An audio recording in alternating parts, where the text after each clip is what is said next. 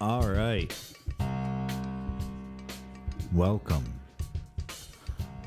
in to the Bill Mullane Show, episode 21. Thank you so much for listening. If you have listened to the Bill Mullane Show before, or if this is your first time, welcome. But either way, this is a much different episode. Very different, because this one is serving essentially as its own podcast, as an introduction to a Brothers Macabre. Happy October. My favorite time of year. Absolutely. I mean, we're in full NFL swing and we're in full horror mode simultaneously. And it's just, it can't be two more entertaining, awesome things. The lawn sign in my yard is Jason Voorhees mask that is in all Bill's colors. And that's because that's everything right there. So, you know, what else do you need? Welcome in. I hope you enjoy what I've put together for this episode. I have my brother has yet to collaborate with me, so a Brothers Macabre is just a Bill's Macabre for right now. But that's I think it's okay. I made do with what I could. It's because I get eager and I just want to do what I love to do, and that's really what this comes down to. When I first got into podcasting, or even thought of it as an idea of something I wanted to do, it was because of audio horror storytelling. There is storytelling is supposed to transport you to another place, but the way, if audio horror is done properly, it transports you in a way that is so special. And I am hoping to share even just a tiny bit of that. If I can help someone out there feel and grow a love for the medium, and then my work is done. So I hope you enjoy this episode of the Bill Mullane Show. Like, comment, subscribe, listen, share, especially if you like it. Share it up, All right, people. Happy October, and welcome in. This is the first idea of a Brothers Macabre.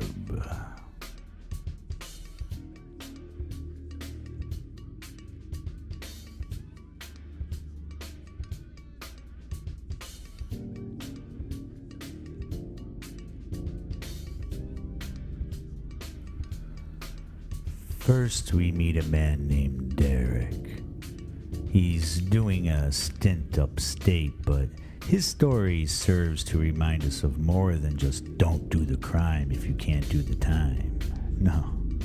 In his case, he teaches us to be very wary of anyone who tells you, "My neighbors like it cold."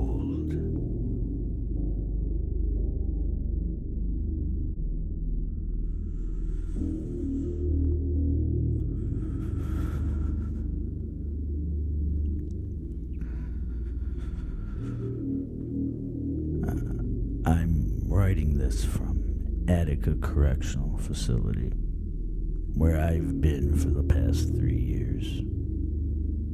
The psychiatrist says it'll help me to process what happened, but I know what I saw. I know what I heard, what I smelled. It was Friday, October 4th, when I moved into the duplex on Maple Street in Rochester. The house was set back from the road on 2 acres of land. The Victorian-style home had been converted into upper and lower units with a shared mudroom entrance. Towering maples surrounded the property, their leaves a sort of riot of orange and red. The beautiful upstate New York winters, they're brutal, but that fall was particularly nasty. Constant rain, temperatures dropping well into the 30s. My first night there, I sat on my second-hand sofa, surrounded by moving boxes and listening to the wind whistle through the old windows. It was really the perfect weather for curling up with a book, cozy, hot cup of coffee. That's what I was thinking. And that was when I heard the footsteps above for the first time. Slow, methodical pacing.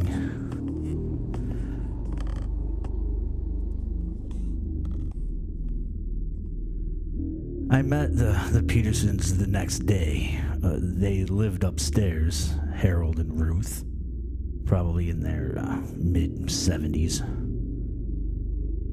They brought down a casserole and introduced themselves as, "Well, we're your Christian neighbors from above," with gentle laughs that seemed almost rehearsed. "We're so blessed to have you here, Derek." Her blue eyes never blinking. "We'll keep an eye out for you." Harold, the old man, I remember he added, "Well, we believe the Lord brought you to us for a reason, son. We just been praying like the dickens for the right neighbor." "Oh, that's thoughtful," I said, shifting very uncomfortably. "Where are you folks from?" "Oh, we've always been here." Something about her tone seemed very off. 43 years right here in this house. The previous tenants never seemed to stay too long. They had different lifestyles." The old man jumped in to explain, with his smile never leaving his face. They just couldn't seem to adapt to our ways, but you seem a little different. Special. Where'd you say you were from?" Originally Pennsylvania, but I've been up here for... "Oh, perfect." I'll never forget how she interrupted me, clasping her hands. "The cold won't bother you then. We do keep things a bit chilly upstairs. For preservation purposes, you understand." That night, I heard their air conditioner kick on. Strange, given that it was maybe 35 degrees outside. I ignored it, but night after night, that steady hum continued. Sometimes at 3, I'd wake up shivering. I could feel the cold air seeping through my ceiling. After about a week, I'd say, of sleepless nights, I found myself at an all-night truck stop diner. The place was empty except for one cute waitress, Jenny, her name tag said, and maybe a couple of truckers at the counter. "Oh, rough night, hon?" Jenny asked me, pouring a cup of coffee. I know I must have looked terrible. I mumbled something. Neighbors. They keep their AC on full blast all night. It's freezing.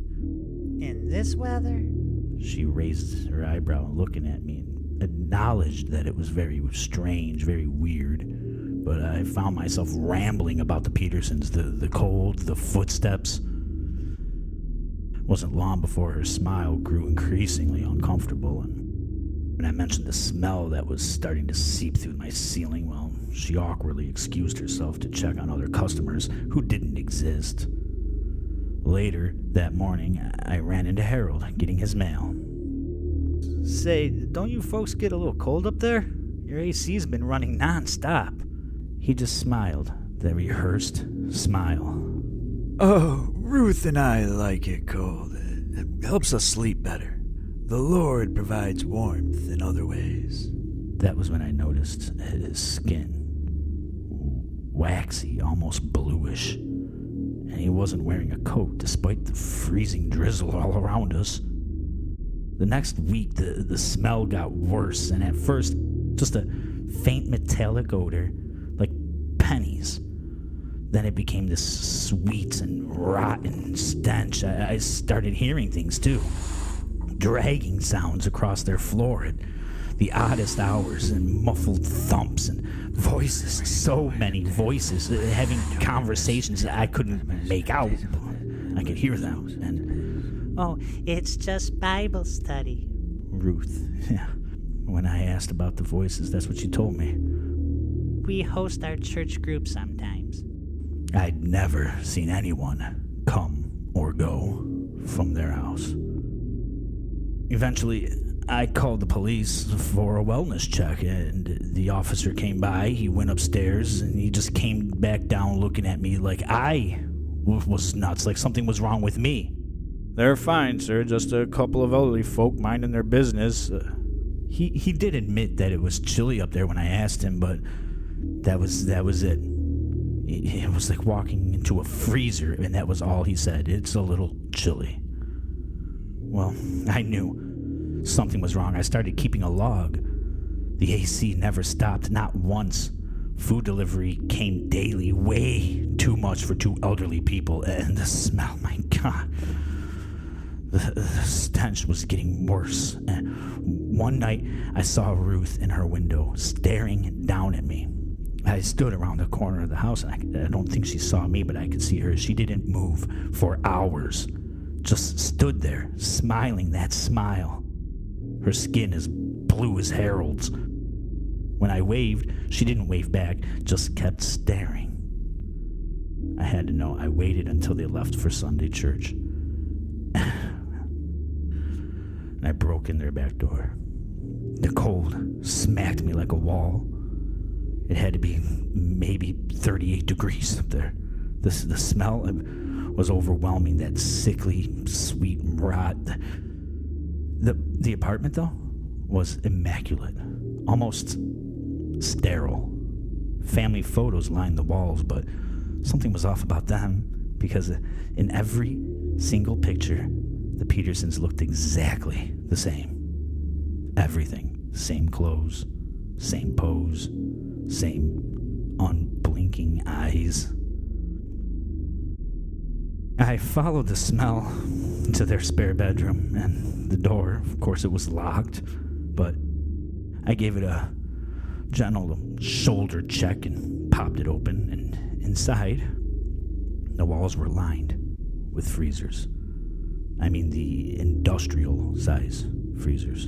And though my hands were shaking, I opened the nearest one, and I saw something moving, the shape of something alive inside of there, squirming.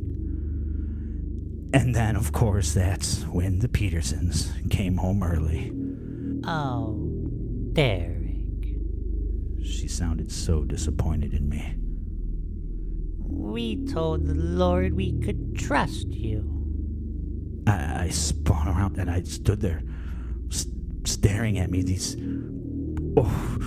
creatures with blue skin, they weren't breathing, just staring with those smiles plastered on their faces. And behind them, shapes, human shapes moving in the shadows. Now, son, we're just storing food for the church, for the rapture. We need to keep it cold, you see. The Lord's work requires preparation. I ran as fast as I could. I called the police again. They found nothing up there but freezers full of frozen casseroles and church suppers. Hundreds of them. The Petersons showed them the church paperwork. Apparently, they were meal preparedness coordinators for some end times Christian group. But I know what I saw in those freezers. Bodies, blue and perfectly preserved bodies, smiling those same smiles, and they were moving. Of course, in court, I couldn't contain myself. When the Petersons testified, I screamed about how they weren't human and how they were storing bodies for the rapture. I may have knocked over the defense table, trying to get to them and make everyone see their unblinking eyes, blue skin. It wasn't there. It took 3 bailiffs to restrain me. The judge sent me here for treatment. Make me better. And the Petersons, they still live upstairs in that duplex. They still keep it cold, I'm sure, still prepared for their rapture. Now, sometimes I sit here and I wonder if I just imagined it all, if my grief and isolation twisted my mind to where I saw monsters, where everyone else just saw a quirky, nice little old Christian couple. But you'll never convince me of that. I know what I saw. I know what I felt, what I heard. What has kept me up night after night, tormented me day after day. I know. And I'm sure if you need any convincing, if anyone hears me and needs some convincing, you can go visit them yourself. I'm sure they'll keep it nice and cool.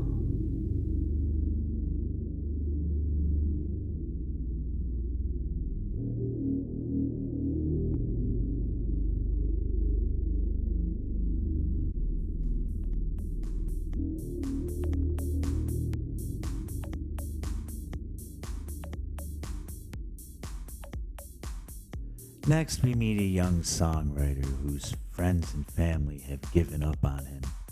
But when he finds an old artifact in the woods, perhaps his luck could possibly change. I call this one Nickel Wound.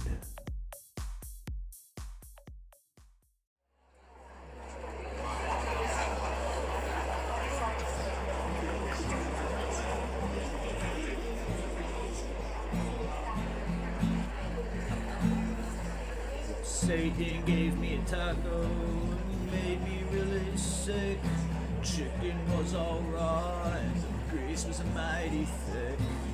Rice. Oh, God. Avery, I know he's your boyfriend, but somebody's got to be honest with him. He can't play and he can't sing. Will you please? I mean, how many times? I've tried to tell him I'm his brother. He doesn't listen to me.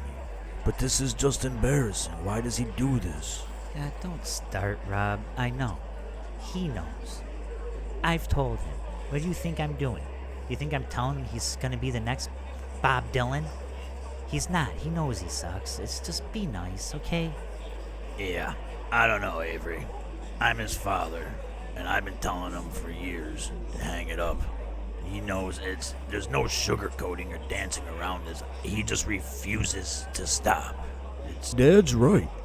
He doesn't even care about our opinion, Avery. You need to tell him, because he'll listen to you. He obviously doesn't care what we have to say. I know. Alright, I'll talk to him when he's done. Taco stand just to smell the smell. Cooking with the devil, frying down in hell. Thanks. Thanks. Hey guys, what'd you think? The first time I ever played that one live, came out pretty good, huh? Babe? Yeah, Dustin, we need to talk. Talk? Talk about what, dude? That was rough. Why do you insist on embarrassing yourself like this? I just don't get it. Shut up, Rob. You don't even do anything. Come on, Rob, okay?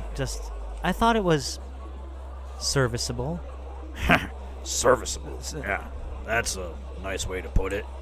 What do you mean, Dad? You didn't like it? I mean, I thought it was good. Well, son, I've got to agree with your brother and girlfriend here.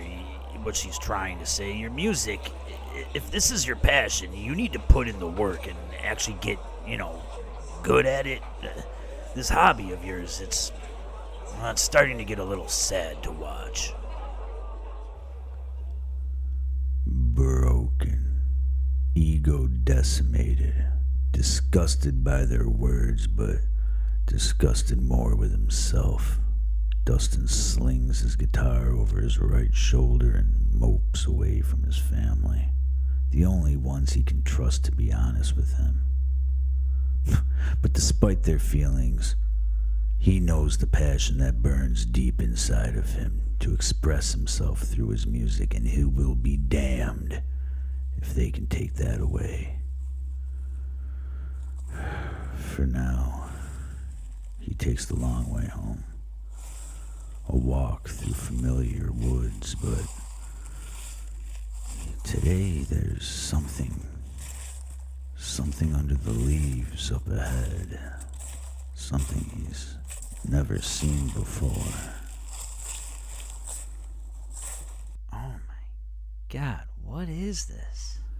The strange, dark brown wooden box appears to have been resting in these woods, undisturbed for centuries. Strange markings engraved all over the top of it. Dustin brushes the dirt off and creaks open the lid. His eyes fall upon the object in the box, a dark black talisman, an amulet, something not of this realm. Unsure, Dustin reaches inside and picks up the object, which turns bright white in the palm of his hand. It begins to glow, and Dustin can feel an energy coursing through his body like he's never felt before. Something has a hold of him, and it's almost as if he can hear it. He can feel it. He takes the object and he jams it into his pocket. He turns to run, nearly tripping over the box, but he stumbles and catches himself. He knows something about this must remain a secret. He makes a beeline straight for home. Walks to his room and sits on the edge of his bed. What in the hell is this thing? If I was a little more naive, I think I could make a wish. Screw it. What do I have to lose? Nobody likes anything I do anyway.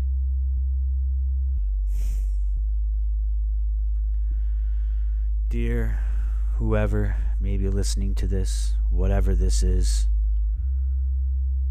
help me. I am coming to you for help. I need help. Please, I will give you anything, but help me. Help me write the best damn song anyone's ever heard. With his brash wish in mind, an artifact clutched in his palms, pressed against his heart, Dustin falls back on his bed and drifts off to sleep.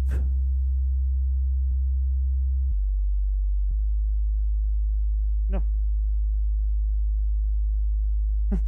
No.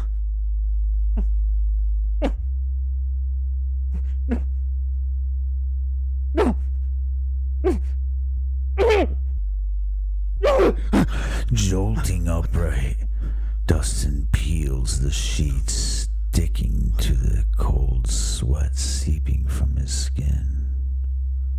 He hasn't had night terror like this since he was a child, and even those pale in comparison. What is this? Where am This is not the room he fell asleep in.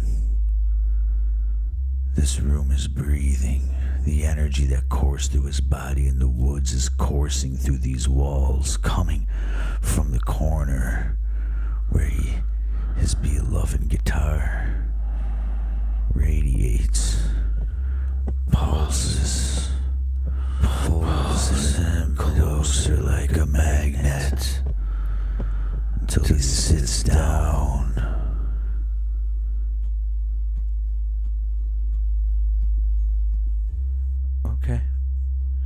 Okay, fine. What do you got? Resting the guitar on his lap, he begins to pluck the chords, and they form themselves. The words shoot from his lips. I think my gearbox gets jealous when I turn on the radio. I think my gearbox gets jealous and I'm letting them take control. I think my gearbox gets jealous when I'm getting stoned. Oh no, I think my gearbox. By no means was a masterpiece, but in Dustin's mind, the angels of heaven were shining down on him. This was the most beautiful song his ears had ever heard, and he wrote it. I wrote it. Gleaming with pride, excited beyond words, Dustin leaps up, grabs his guitar, and runs out the door to meet his family. To go show them all, once and for all, that he is the artist that he knows he is in his heart. Guys, you gotta hey, listen, Dustin. okay? I know what you're thinking, What are we thinking? but please, okay? I finally have done it. I can What? show you. Look, listen to me. Just please, will you just Oh, listen? jeez, come please, on. okay? Dustin, I know that it hasn't been the greatest. I know everything I do isn't the best, okay? I understand, but God. listen, I finally have something here, okay? Just listen to this. I know I'm gonna die. Oh, Lord knows I've got to sleep. Baby, in the meantime, I'm gonna keep you by my side. Oh, my I'm gonna keep you Dude. right here with me. Dustin. Bro, it's terrible. Stop, man. What? What are you talking about? It's perfection. If that's Are perfection. you out of your mind? Dustin, where you going? Filled with a level of rage rivaled only by the depths of his depression, Dustin races home. He takes his guitar, the precious object of his passion, and in one abrupt swing, cracks it over the side of his dresser. The back split. He drops to his knees and shoves the guitar into the corner. I don't care. I don't care what they say. They don't know what they're talking about.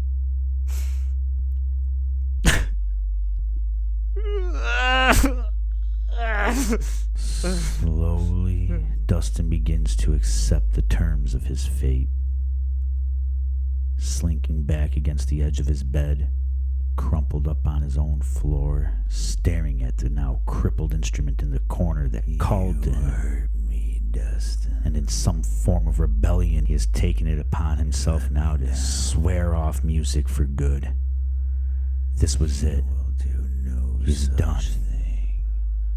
The guitar mocks him in the corner, Say you're done. as if it's still breathing. Belong to me, Dustin. Now frustrated to the point of exhaustion, he lays back on his bed. Nightmares are better than this. Only this night is no nightmare.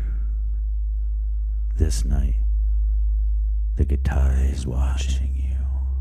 Watching as her tuning keys slowly unwind.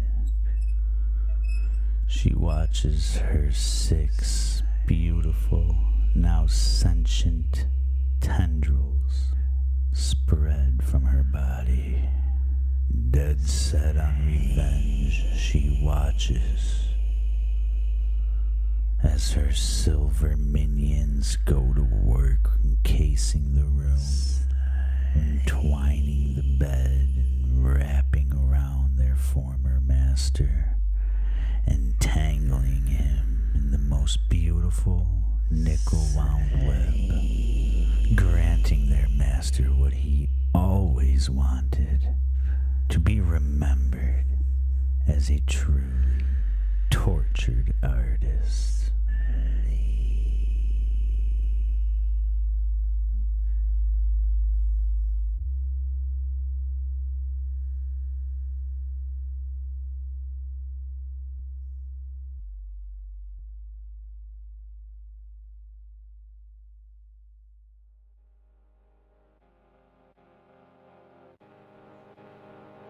Goodbye. I hope you enjoyed that, everyone. Anybody listening, whoever's out there, whoever was like, hey, I'll give this a shot. Whoever was thinking that, thank you. And hope you listened and enjoyed. This was fun. This was really fun. I'm glad I decided to do this for the month of October. hopefully I'll get my brother to actually help me out with a couple of these, because this is a Brothers Macabre after all. This will be it's supposed to be longer, maybe better. So I don't know. Can you get better? They were good. I think they were good. No, they can get better. They can get a lot better. But I hope you enjoyed them. I look forward to bringing a couple of these every week this month, and unleashing a Brothers Macabre onto the world of horror audio storytelling podcasting. And by November, have it be its own thing, and move forward, onward and upward. Happy October, people. Hope you enjoyed this special episode, and if you did like this episode, don't forget to like, comment, subscribe, especially on YouTube, I guess, right? You know, I mean, that's what we're doing here, folks, trying to spread this around. You know, anywhere you get your podcast, share it. Leave a comment, tell me what you thought. You know, be like, dude, your stories aren't scary, that was bogus, whatever. You know. All right, people, I'll see you next week.